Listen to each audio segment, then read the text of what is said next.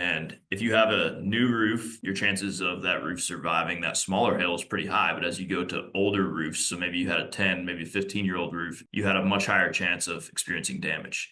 But in that 2-inch hail, in the core of that hail, right, we saw, regardless of what the age of your roof was, it was being damaged. Okay.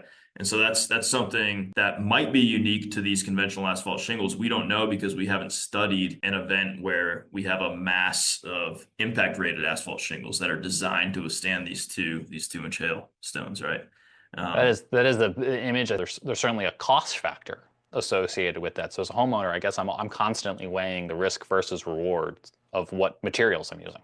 There absolutely is a cost factor. We would love it if every home in the United States had a good or excellent performing impact rated asphalt shingle. And I say good or excellent performing because that's how we rate them here.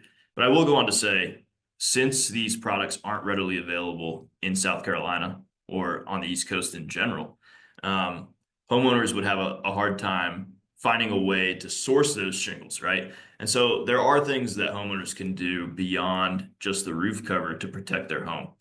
They can protect themselves against damage amplifiers, is what we here at IB just would call them.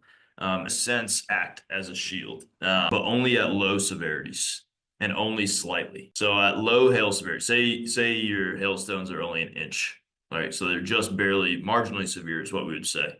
Those solar panels won't be damaged by hail that size, right? So solar panels are one of the few materials that actually perform well to what they're designed to. So it takes about a 2 to 2.25 inch stone to crack a solar panel. So as you go from smaller hail to larger hail, you go from you're less likely to have a claim, and then all of a sudden, boom, your solar panels are getting damaged. So the hail that's on the fringes of that storm, smaller, right? And so if we increase that baseline performance, that smaller hail isn't going to damage the asphalt shingles. Right? And so that's kind of the crux